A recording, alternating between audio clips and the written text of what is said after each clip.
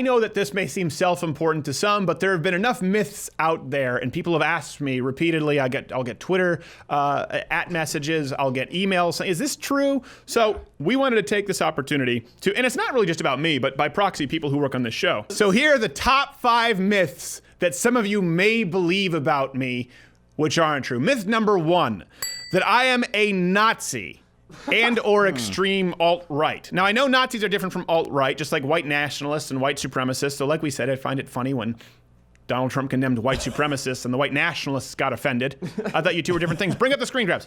So you can see these somewhere. You can find fake quotes. You can find me with fake swastika tattoos, which, by the way, David Duke himself lied about me. I think he even edited together phone clips, or someone did, to try and make it sound like I endorsed him. Yeah, the alt-right, because they got so mad that I didn't support their white nationalist movement that they went out and said, oh, you know what, we can try and hurt Crowder by making him seem super extreme. Wow. So it's not true. And the only reason that rumor started being spread is because of myth number 2, that I'm Jewish. Now, for those of you who don't... Those two go together. Yeah, well, this is what happened. You can read the comments, the anti-Semitic comment, people who thought it was Jewish. So here's what happened. It started a long time ago, but it started with me just, and I don't shy away from this, I support the right to Israel, the right for Israel to exist. At the end of the day, Israel has recognized that Palestinians have a right to a state. On the flip side, Palestinian leaders believe that the state of Israel and Jews have no right to exist, period. And if you support these leaders and their nations, so do you. Do you like looking at that white background there, Jared? I know. There's no producer. So what would happen is, like a porta potty. in supporting Israel, these people, these actual actual white supremacists, neo-Nazis, got really mad and started sending these threats, these anti-Semitic memes, pictures of me in a gas chamber. Piss everybody off, the kind of stuff that they would do to Ben Shapiro. Yeah. And then someone said, hey, actually, he's not Jewish.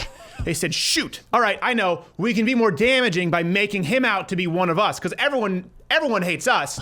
So we'll make him seem like one of us, a neo-Nazi, and that's where you get to myth number 1. Myth number 3, that I am an evolution denier / flat earther. You can see these again in the comment section. People have written about it in message boards and articles. This one is pretty simple. No. This is what the left does. Evolution, though. They say you're a Christian conservative, and so to try and paint you as some radically ideological anti-science zealot, they go, you're a flat earther, you're an evolution denier, neither of which are true, which can't be substantiated, but it's been allowed to go unchecked by atheists and pseudoscientists on YouTube, and of course even in the media before YouTube for a long time, so people believe it and say, oh, he's a Christian, he must be the anti-science people. Myth number 4, that I am anti-pot. More specifically, that I'm anti-pot legalization, that I'm, how can you be a conservative? How can you be a consistent constitutionalist and still support this idea of prohibition? I've openly said repeatedly, let me clarify my position, and then point to the tail of the tape so you know that it hasn't changed, because I know a lot of you don't watch a 30-minute video. I don't care if states legalize marijuana. As a matter of fact, I'm more libertarian. I don't care if they legalize crack or heroin if they want to. I don't care if you personally smoke marijuana or do heroin in your own house. I'm fine with it. I'm fine with the actual medicinal uses. There are drugs out there, compounds that are derivatives from marijuana. Most of them don't work. A couple do. I know someone who takes one of the compounds for nausea after chemotherapy. I'm totally fine with that. So I'm okay with legalization. I think it's a state issue. I'm okay with recreational use if your state wants to do it. I'm okay with acknowledging some of the medical uses of marijuana, which to this day, as it relates to double-blind, placebo-controlled clinical trials, are relatively few. My only issue is when people lie about it. When people say it cures cancer. When people say or make unsubstantiated medical claims. When they say big pharma is trying to suppress it, or they say it'll reduce crime if you legalize it. It'll reduce drinking and driving accidents if you legalize marijuana. These statements don't bear out. So I'm fine with all of it. I just don't like it when people act as though it's this benign substance which comes with no side effects, and by the way, it cures every disease known to man. For consistency, in the video, I didn't say the government should be able to outlaw pot in every state. As a matter of fact, I take the libertarian stance. If pots want to legalize it, fine. And that's why I wanted to be clear. I don't care. I think people should be able to smoke pot. I support CBD. I support where it's medicinally useful. I don't hate pot. Okay. I couldn't care less if you want to smoke pot, if states want to legalize pot. By the way, that culminated in an argument about me being anti-pot. For about 5 hours.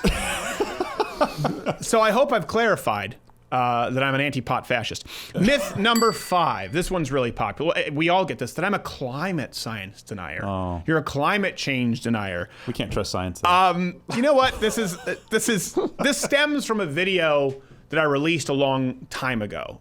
Who are you? That's me. To create a video debunking climate change. You're no atmospheric scientist. See, the thing about that is, neither are you. Neither is this guy. My purpose here is not at all to pretend to be a scientist, but to get you, the viewer, to think about real science versus media hype. Okay, so even before that video, I made my stance pretty clear in multiple interviews. So let's go to the tail of the tape before that video, even with Dave Rubin. Do I think that the climate is changing? Yes. Is it possible that there's man-made climate change? Maybe. Will that have catastrophic results? We can't prove that yet. Okay, so let me reiterate this. Science You're a climate change denier. Do I think the climate is changing? Yes. Could humans be contributing? Yes. Could they be contributing a significant amount? Sure. What I have an issue with is the predictions, which cannot be verified, which will be catastrophic, imminent, and we need to take action right now through, surprise, government policies. Whether it's the Kyoto Protocol when I was in Cancun and I saw Ted Turner promote the one-child policy, which is why you have a bunch of Chinese people drowning girls in bathtubs, or now it's the Paris Accord, which would cripple actually third world people. It would kill numerous, countless third world human beings and cripple economies that are actually benefiting from technology, and of course hurt economies that need to eventually benefit from technology. My issue is with the cultural myths, the cultural falsehoods that people believe, like the polar bears are going extinct. That's not true. Like the idea that all the ice caps are melting. That's not true. Some are melting, some are growing. These are the issues that I have a problem with, particularly as it always goes back to government intervention when so many predictions have been proven verifiably false. And you can even you don't believe me? Go watch An Inconvenient Truth too. Al Gore, if he would be doing a victory lap if all the predictions he made in the first one were true. Instead, he moves on to be a victim from the media, where he's like, they vilified me. Well, yeah, but what about the fact that you said Florida would be gone? Yeah, exactly. I meant spiritually. Apple. So that's it. And then you're a climate change denier. You tell me what is more reasonable. Saying, yep, climate change is absolute, human beings are the main cause of it, and Ted Turner's right that we need to kill our kids, except for one. Now, by the way, this sounds like it's not, just like the LGBTQAAIP number 2. People used to say it's a straw man. It's not. This is where we are. If the left has their way, if you look at the Kyoto Protocol, which was the precursor, if you look at the Paris Accord, it is so radically far left that you would think it's a straw man. It's not. It is anti-human, it is anti-technology, and it could put human beings in the dark ages. That is my issue with climate change alarmism.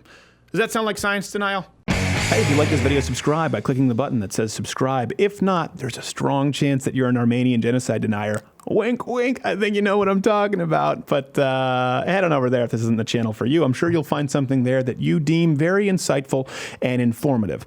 Also, I request that you come back here afterward and immediately leave a negative comment, because we read those and those affect our lives directly. We care about them because we care about you.